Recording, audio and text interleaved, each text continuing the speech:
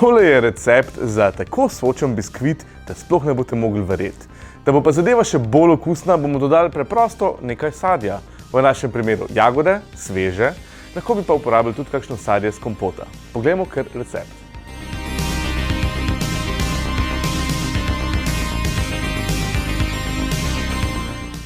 Jajca najprej ločimo na rumenjake in beljake.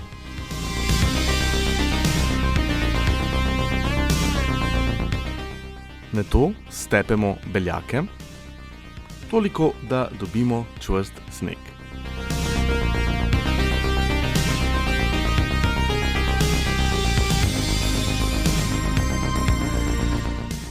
Beljakom sredi stepanja dodamo še sladkor v prahu. In potem stepamo do konca.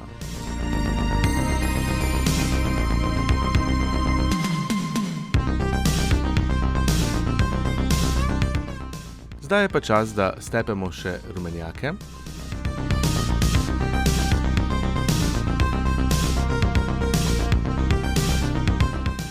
Potem primešamo še olje in mleko. Dodamo še vaniljo in ščepec soli.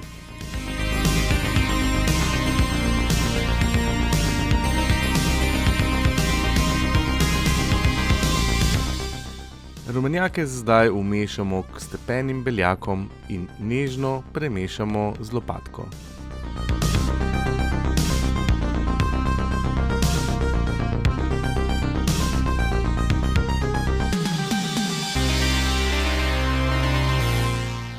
Prišel je čas, da skozi cedilo presejemo moko k naši jajčni mešanici. Skozi cedilo pa zato, da se bo moka zrahljala in prezračila. Spet nežno premešamo z lopatko. Mešamo samo toliko časa, da se moka lepo poveže. Želimo ohraniti čim več zračnih mehurčkov.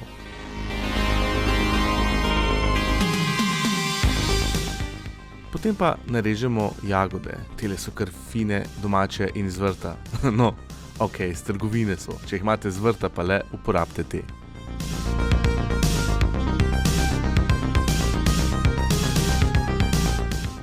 Potem z maslom dobro namažemo pekač.